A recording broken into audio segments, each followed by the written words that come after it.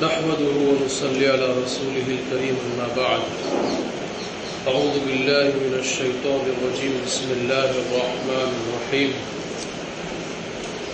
يا أيها الذين آمنوا ادخلوا في السلم كافة ولا تتبعوا خطوات الشيطان إنه لكم عدو مبين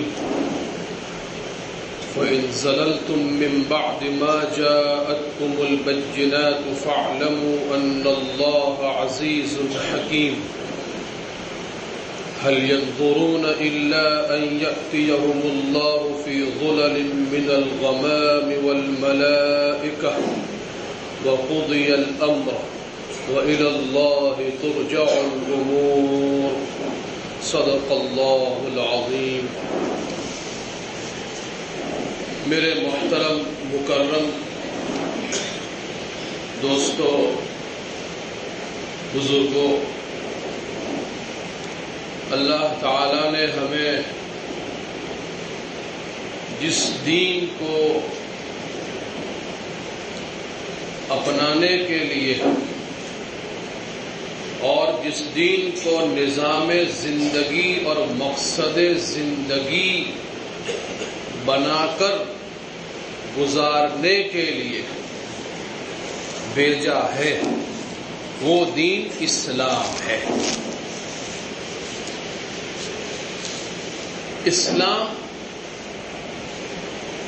یہ خالص مذہب نہیں ہے، اسلام ایک نظام حیات ہے۔ خالص مذہب جیسے چرچ میں چلے جاتے ہیں لوگ،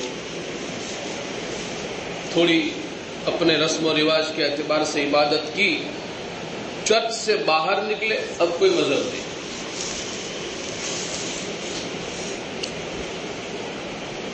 اسلام ایسا نہیں ہے۔ مسجد میں انٹر ہوئے، اس کا دین الگ ہے، اس کے احکام الگ ہیں۔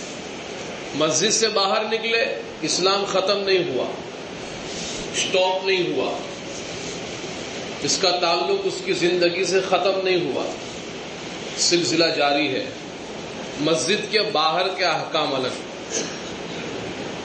گھر چلے گئے اس کے احکام الگ، کاروبار میں چلے گئے اس کے احکام الگ، یہاں تک کہ اپنی بیوی کے پاس گیا، جو انسانی تقاضا ہے، فطرت بشری ہے، بلکہ یہ ہر حیوان اور ہر جاندار کی اللہ نے فطرت رکھی ہے، اس کے بھی احکام۔ آپ نے فرمایا وہ لقمہ جو شوہر اپنی بیوی کے منہ میں رکھتا ہے محبت سے، وہ صدقہ ہے۔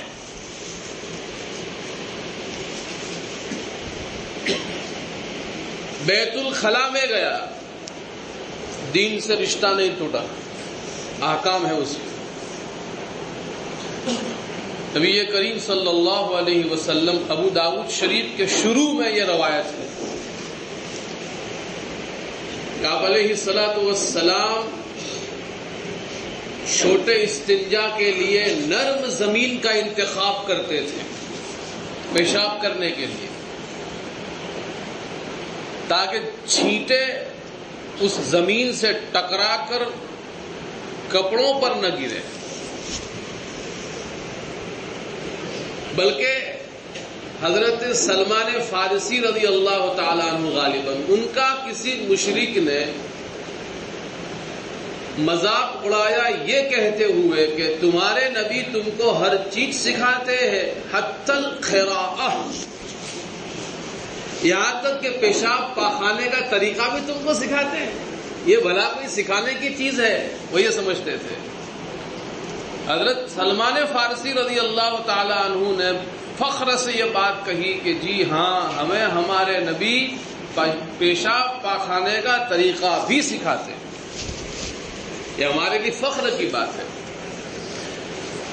عرض یہ کر رہا تھا کہ اسلام ایک جامع، مکمل، کامل، اکمل دین ہے۔ جامع کسے کہیں گے؟ جامع اس کو کہیں گے جس نے زندگی کے ہر شعبے میں، زندگی کے ہر موڑ پہ جس نے رہنمائی کی ہو، اس کو جامع کہا جائے۔ دو چار احکام ہیں باقی نہیں ہیں، اس کو جامع نہیں کہیں گے، جامع مذہب ہے۔ اس کی تعبیر اگر ہم کرنا چاہیں، اب چونکہ جامع ہے تو پوری زندگی پر شامل ہے، اس کا ہر حکم گننے جائیں گے تو کئی دن لگ جائیں گے۔ اس کو ہم کور کرنا چاہیں تو علماء نے اس کے 5 ٹائٹل دیے ہیں۔ اس پورے اسلامی زندگی کو، ان الدین عند اللہ الاسلام کو ہم کور کرنا چاہیں تو اس کو ہم 5 عنوان میں کور کر سکتے ہیں۔ مشہور عناوین ہیں، عقائد ہیں، عبادات ہیں، معاملات ہیں، اخلاقیات ہیں، معاشرت ہے۔ یہ 5 چیزیں ہیں، یہ پورے اسلام کو کور کرنے کی کوشش ہے۔ اس کا فیصد نکالیے،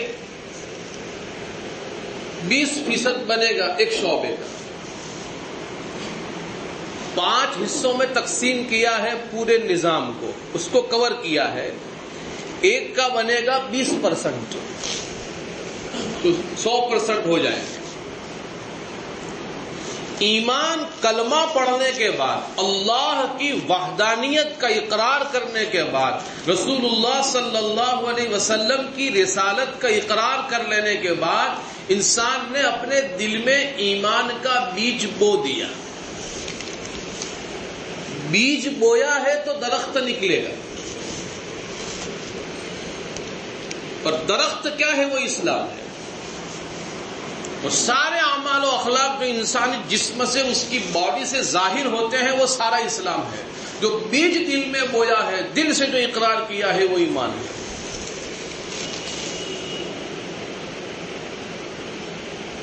ہوا یہ کہ ہم نے اللہ کی وحدانیت کا اقرار کیا، ہم سے کوئی پوچھے کہ بھئی آپ اللہ کتنے مانتے ہیں، تو آپ کیا جواب دیں گے؟ کہ اللہ ایک ہی ہے۔ اس بات پہ ہم اپنی گردن کٹا دیں گے، ہم سے کوئی 2 نہیں بلوا سکتا۔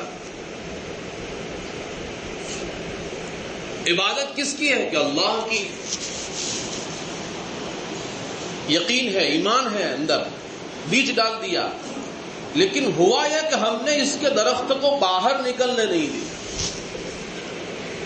ہر وقت ہم ایک کلہاڑا لے کے بیٹھتے ہیں، جیسے ہی درخت باہر نکلنا چاہتا ہے ہم اس کو گرا دیتے ہیں۔ یہ اصل ہے، یہ بیج ہے، لیکن ہمارے حساب سے یہ 20% ہے۔ اب دوسرا نمبر ہے عبادت کا، 20% عبادت۔ ہم نماز پڑھتے ہیں، روزہ رکھتے ہیں، زکوٰۃ دیتے ہیں، صدقہ خیرات کرتے ہیں، یہ عبادات ہے۔ تیسرا درجہ ہے معاملات، یہ بھی اسلام ہے۔ ابھی 40% ہوا ہے معاملات، آپس کا لین دین۔ کسی کے پاس سے قرضہ لیا 1 مہینے کے وعدے پر، آج 2 سال ہو گئے اس کو نہیں لوٹایا، کہا اس کے معاملات کا دین گیا۔ اس کے پاس اسلام 100% نہیں ہے، اس کا 20% کم ہے۔ اخلاقیات، کسی کے ساتھ کوئی بھی سلوک کریں جو اچھے انداز سے کریں، کسی کی دعوت کریں، کسی کو کھانا کھلائیں، کسی کے ساتھ مجلس میں بیٹھیں، کسی سے گفتگو کریں۔ ارے حدیث میں تو یہ حکم ہے، گویا مومن کی اور ایمان والے کی شان ہی یہ ہے کہ وہ جس کام کو بھی کرتا ہے اس کو بحسن و خوبی انجام دیتا ہے۔ اور اللہ تعالیٰ بھی اس کا حکم دیتے ہیں، جمعے کے ہر خطبے میں آیت پڑھتے ہیں، ان اللہ یأمر بالعدل والاحسان۔ کیا معنی ہے احسان؟ جس کام کو بھی کریں اچھا کریں. ایک مثال دنیاوی کام، مثلا ہم کہیں مینیجر ہیں یا کہیں حساب دیکھتے ہیں. مسلمان اگر حساب کرتا ہے تو اس کا حساب پکا. کیوں؟ کہ اس کو اللہ نے احسان کا حکم دیا. مسلمان کوئی کام بیکار نہیں کر سکتا، جو کام بھی کرے گا اس کو اچھے انداز سے کرے گا، کیونکہ اس کا اللہ اس کو احسان کا حکم دیتا ہے. نبی کریم صلی اللہ علیہ وسلم نے ایک حدیث میں حکم دیا، اذا قتلتم فاحسنوا القتلہ واذا ذبحتم فاحسنوا الذبح. جب قتل کرنے لگو جانور کو، اگر کسی کو قصاص میں، اگر کسی نے کسی کی جان لی ہے اور اس کے جان کے بدلے میں جان لی جا رہی ہے، اس کی جان لینی ہے قصاص میں، جان کے بدلے جان، تو اس وقت بھی احسن القتل، اچھی طرح سے قتل کرو. اور اگر تم اپنے جانور کو ذبح کرو تو فاحسن الذبح، اچھی طرح سے ذبح کرو. وَلْيُحِدَّ أَحَدُكُمْ شَفْرَتَهُ، اور چاہیے کہ تم میں کا ہر کوئی اپنی چھری کو تیز کر لے. ذبح کرنا ہے کہ پکڑا اور ذبح کر دیا، ایسا نہیں، اس کا بھی حکم ہے. مسلمان ہو تو اس کا ہر کام اچھا اور ہر کام ایک ترتیب سے اور سلیقے سے ہوتا ہے، اس پہ 19-20 نہیں ہوتا. اخلاقیات، معاشرت، ایک دوسرے کے ساتھ رہنے سہنے کا انداز جو ہے، شوہر بیوی کے ساتھ رہتا ہے، بیوی شوہر کے ساتھ، بیٹا باپ کے ساتھ، باپ بیٹے کے ساتھ، ایک پڑوسی دوسرے پڑوسی کے پاس رہتا ہے. ہر ایک کا ایک دوسرے کے ساتھ جو حق ہے اور اس کے ساتھ جو رہنے کا سلیقہ ہے وہ اگر درست ہے تو یہ معاشرت ہے. کلمہ پڑھ لیا ہم نے، ایک اللہ کو ایک مانا ہے اور اللہ کی عبادت بھی کرتے ہیں، جیسی ہو جاتی ہے، جب ہو جاتی، جتنی ہو جاتی کرتے رہتے ہیں.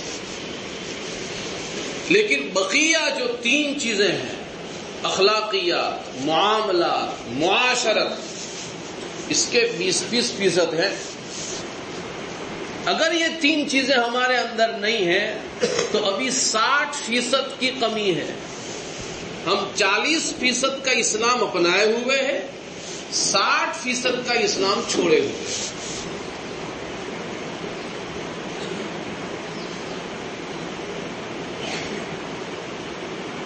دنیا اسلام میں یہودی پروپیگنڈے ہر وقت چلے ہیں. نبی کریم صلی اللہ علیہ وسلم کے دور سے بنو قریظہ اور بنو نذیر کی جو جلا وطنی ہوئی مدنی دور میں، تب سے ان کی سازشیں اور وہ سب چل رہا ہے.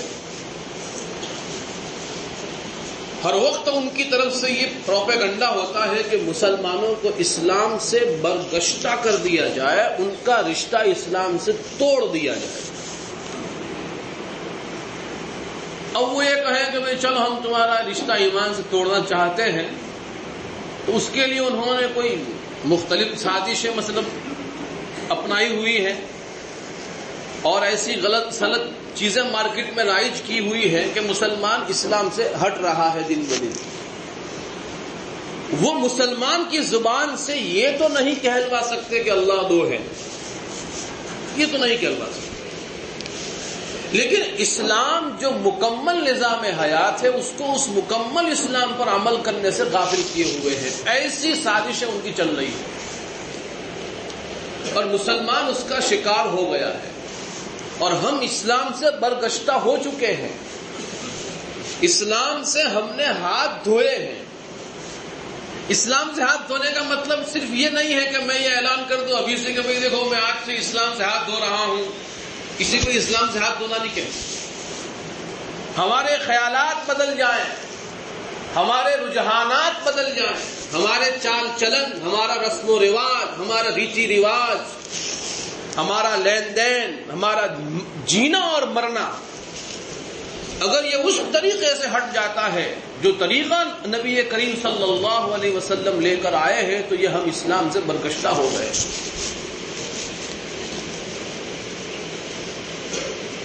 ایمانیات کا تعلق تو دل سے ہے. عبادات کے نمبر 2 جو ہے جس میں ہم کچھ اچھا خاصا کر لیتے ہیں اور گویا ہم اسی کو اسلام سمجھتے ہیں کہ بس یہی اسلام ہے, دوسرا کوئی اسلام ہے ہی نہیں, اس میں بھی ہم پورے نہیں ہیں. ہماری عبادتیں کیسی ہیں وہ ہم جانتے ہیں. جس قدر چیزیں ہماری زندگی میں سے غائب ہوں گی اتنا ہی اسلام کم ہوگا. ہماری زندگی میں سے ابھی پورا اسلام ہم نے نافذ نہیں کیا.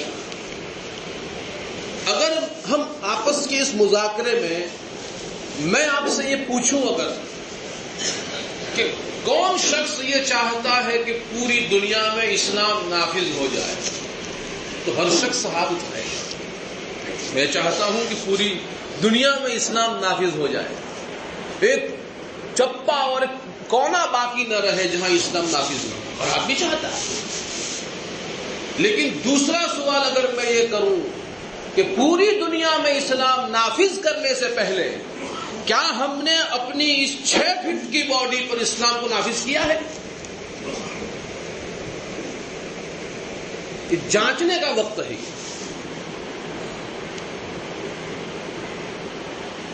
دنیا میں سینٹر کھلتے ہیں, سینٹر,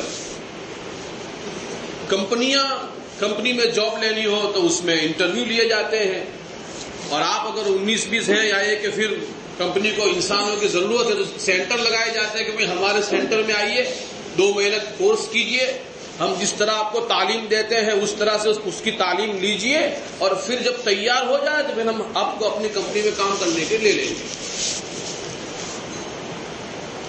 ورک شاپ لگتی ہیں, سینٹر قائم ہوتے ہیں, تعلیم کے سینٹر قائم ہوتے ہیں. اللہ نے ہمیں رمضان کیوں دیا تھا؟ یہ تعلیم دینے کے لیے, یہ سکھانے کے لیے, اندر سے ہمارا انجن جو ایمان کا ہے اس کو مضبوط کرنے کے لیے رمضان دیا تھا. کیا ضرورت ہے اللہ کو ہم کو بھوکا رکھنے کی, پیاسا رکھنے کی؟ اس کے خزانوں میں کمی ہے؟ بلکہ ہم کھانے پینے کا جو عام دنوں کا جو معمول ہے وہ بنسبت رمضان کا جو معمول ہے وہ بڑھ جاتا ہے. ہر گھر میں رمضان کا خرچ بڑھ جاتا ہے, عام دنوں میں نارمل رہتا ہے, تو وہ تو ہوا نہیں. تو اللہ نے کیوں بھوکا رکھا, کیوں پیاسا رکھا؟ رمضان کا مقصد کیا تھا؟ اللہ تعالی رمضان سے یہ پیغام دینا چاہتے ہیں, لعلکم تتقون, جو ہم بارہا سنتے ہیں, یا ایھا الذین آمنوا کتب علیکم الصیام کما کتب علی الذین من قبلکم لعلکم تتقون. یہ اس کی غایت ہے, اس کا مقصد ہے روزے کا کہ تم تقوی والے بن جاؤ. کیا ہے تقوی؟ ہر حال میں ہم یہ دیکھیں کہ میرا اللہ مجھ سے کیا چاہتا ہے, یہ ہے تقوی. یہ اس کا خلاصہ ہے.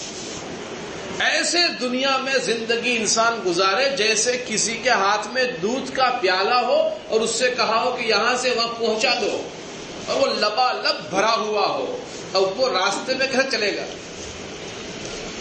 گڑھا دیکھے گا, کہیں کانٹا تو نہیں, کہیں کنکڑ تو نہیں, میرا پاؤں کہیں پھسل تو نہیں جائے گا کہ یہ دودھ کا پیالہ گر جائے. کتنے احتیاط سے چلے گا.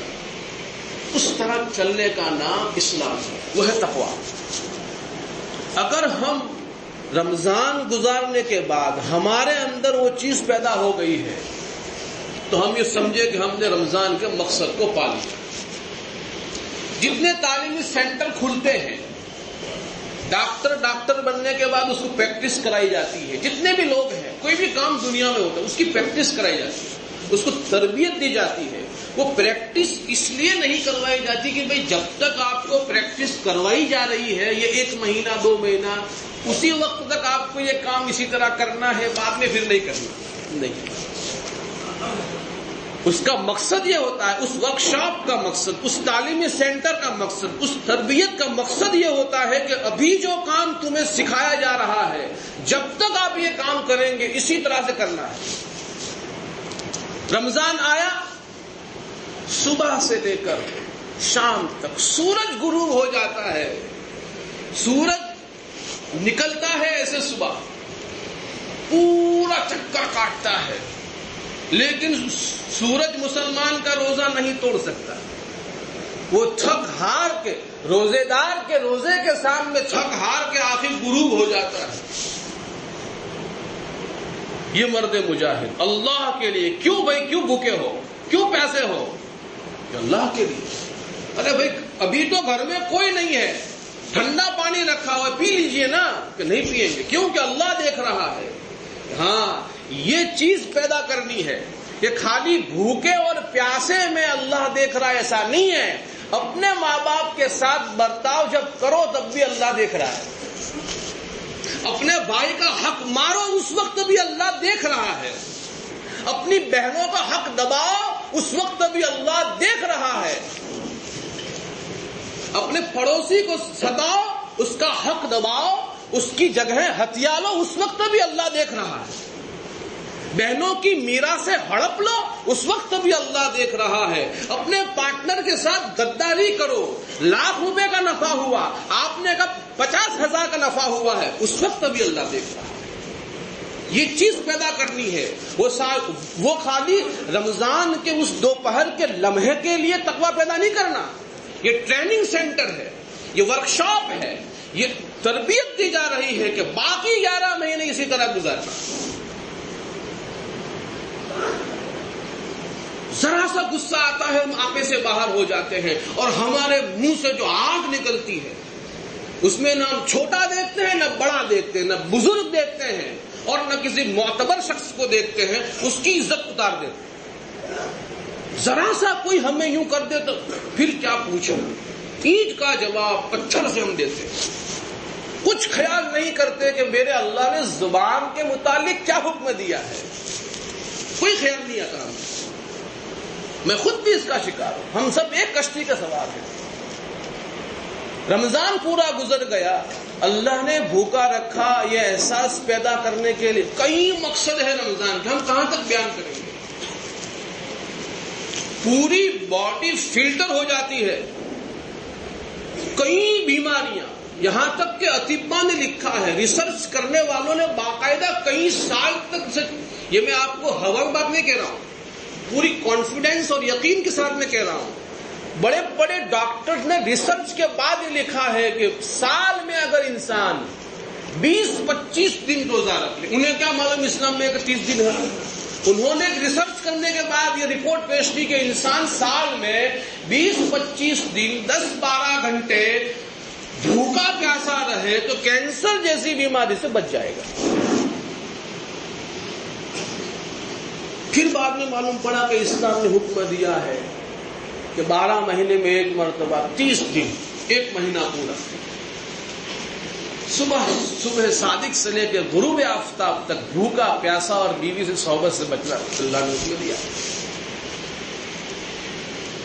کئی مقصد ہے رمضان کے. ایک مقصد اس کا یہ ہے کہ ہم بھوکے رہے ہیں، احساس پیدا ہو کہ اگر کوئی بھوکا غریب میرے پڑوس میں رہتا ہے تو اس پر کیا بیتتی ہو. اس بھوک کی شدت کا احساس خدا ہمیں کرا رہا ہے، ہر انسان کو کرا رہا ہے، ہر مسلمان کو کرا رہا ہے کہ بھوک کی تکلیف ہوتی کیا ہے، پیاس کی شدت ہوتی کیا ہے. دوسرا مقصد اس کا یہ ہے کہ صبر کا مادہ انسان میں پیدا، اللہ اپنے ماننے والے میں صبر کا مادہ پیدا کرنا چاہتے ہیں. یہ چھوٹی چھوٹی باتوں پر اسلام چھوڑ نہ دے.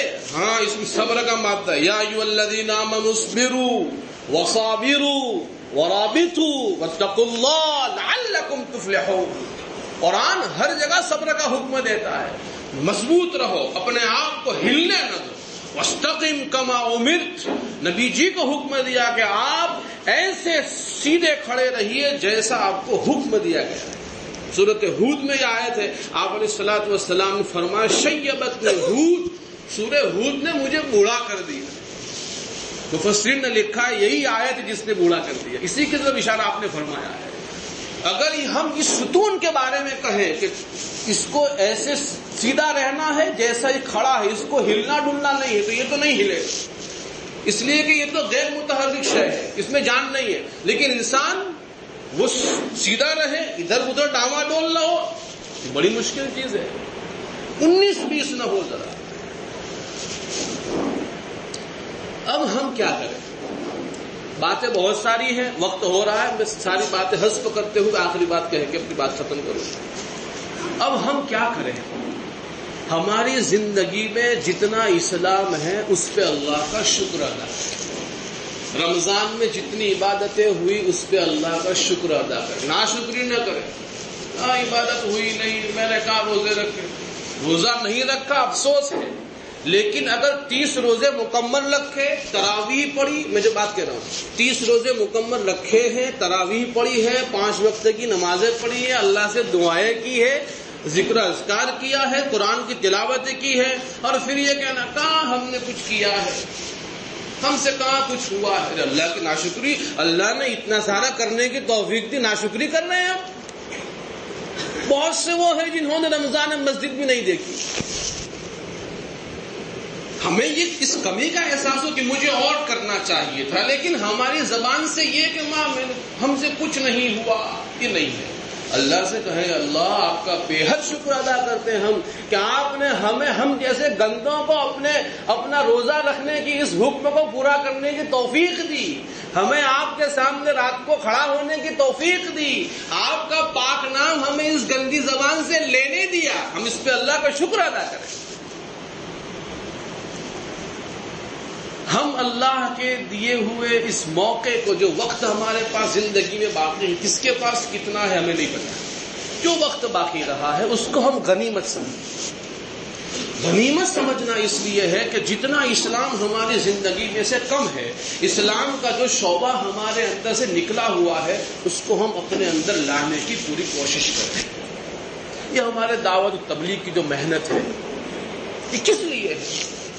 یہ ایمان بچاؤ کی تحریک ہے، ایمان میں داخل کرنے کی نہیں ہے. لوگوں کو غلط فہمی ہوتی ہے کہ دعوت یار حضور نے بھی دی تھی، تمہاری دعوت الگ ہے. نہیں، ایسا نہیں ہے. وہ دعوت تھی غیروں کو اسلام میں داخل کرنے کی. اب جو مسلمان اسلام میں داخل ہیں، اب حال یہ ہے کہ دوسروں کو کیا داخل کرتے، خود ان کے ایمان کے لالے پڑے ہوئے. دعوت و تبلیغ کی محنت ایمان بچاؤ کی تحریک ہے، اس کی دعوت ہے. ہم اس کے اندر جڑیں، اپنے اعمال کی اصلاح کریں، مسجد وار جماعت کا اہتمام کریں. 2.5 گھنٹے کی ترتیب علماء نے کیوں رکھی ہے کہ انسان کا تعلق مسجد سے جڑے گا. تو مسجد پاور ہاؤس ہے، یہ ہر وقت اس میں 5 وقت نماز کے لیے آتا ہے، دیگر عبادت کے لیے آتا ہے، پھر باقاعدہ ایک وقت فارغ کرے گا اور اس مسجد میں تعلیم کے حلقے میں بیٹھے گا، اللہ کے دین کی بات سنے گا. اپنا وقت 2.5 گھنٹہ مسجد میں جب لگائے گا، اس پاور ہاؤس سے اس کی بیٹری چارج ہو جائے گی. حدیث میں ہم نے سنا ہوگا، فضائل اعمال میں مشہور حدیث ہے کہ جس آدمی کو مسجد میں آتا جاتا دیکھو اس کے ایمان کی گواہی دو. یہ بات ہے. مسجد پاور ہاؤس ہے. 18ویں سپارے میں سورہ نور میں جہاں آیت نور ہے، اللہ نور السماوات والارض، اس کے ضمن میں فی بیوت اذن اللہ ان ترفع ویذکر فیہا اسمہ، اس کے ضمن میں یہ بات لکھی ہوئی ہے کہ یہ اللہ کا یہ نور کہاں ملتا ہے. اللہ آسمان و زمین کو روشنی دینے والے ہیں، تو یہ روشنی ملتی کہاں ہے آخر کہ اللہ کے ان گھروں میں یعنی مسجدوں میں وہ روشنی ملتی. تو ہم اپنا رشتہ مسجد سے مضبوط کریں، اور ہمارے اللہ نے اس مبارک محنت کو جو ہمارے درمیان میں چلایا ہے، ایمان بچانے کی جو دعوت ہے، اس کے اندر ہم جڑے رہیں، اور جتنے اسلام کا جتنا فیصد ہمارے اندر کم ہے اس کو ہم اپنے میں داخل کرنے کی کوشش کریں. اللہ تعالیٰ سے دعا کرتے ہیں جو باتیں کہی گئی، عرض کی گئی، اللہ تعالیٰ اس پہ عمل کی توفیق عطا فرمائے. وقت پہ ہم سب کا ایمان کا خاتمہ فرمائے.